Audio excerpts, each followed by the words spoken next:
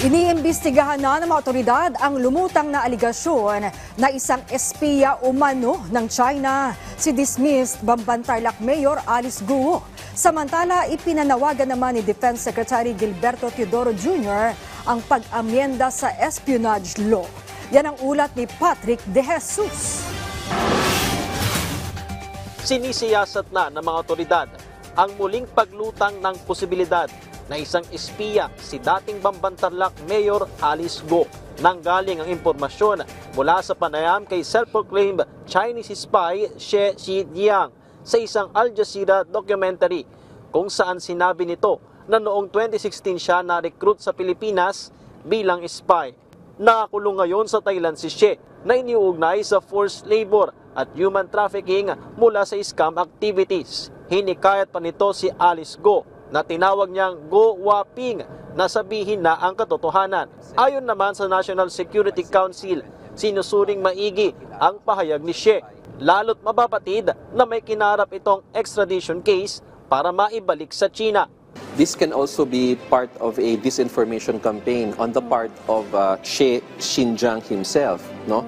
Kasi nga he is fighting extradition charges. So since he is fighting extradition charges, importante rin sa kanyang ma-internationalize yung isyong ito to draw attention to himself, no? By saying I'm an MSS spy at may mga kilala akong MSS spy para magkaroon ng simpatya sa kanya yung mundo para hindi na siya ma-extradite. Kasi sinasabi niya, pag tumuntong na daw siya sa kalupaan ng PRC, mamamatay daw siya. Kaugnay nito ay nanawagan sa mga mambabatas si Defense Secretary Gilberto Teodoro na panahon ng amyendahan ng espionage law upang mapalakas ang ngipin nito laban sa mga posibleng espiya sa Pilipinas. Ang mahalaga ngayon, parusahan natin ang espionage sa panahon ng peace. Kasi ang espionage law sa Pilipinas ay epektibo lamang during times of war. Para naman sa kalihim, espiya man o hindi, mabigat ang mga ilegal na aktibidad na umano'y kinasasangkutan ni Alice Guo. What is clear is that she is not a Filipino.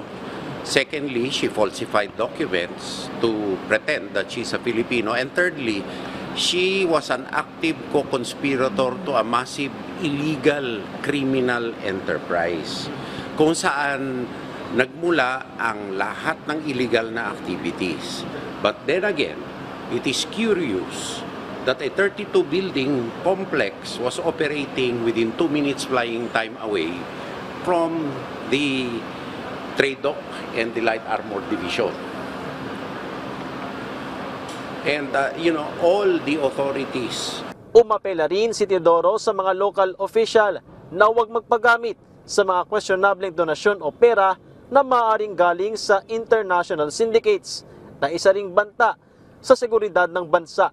Because it is the easiest way to destroy the moral fabric, economic fabric, and social fabric of this country. Maraming mga offers na magtatayo ng negosyo, magtatayo ng ganito, dapat siya sa atin nila mabuti kung sino ang nag-o-offer at kung ano ang tunay na pakay. Alam mo, walang negosyo na quick cash.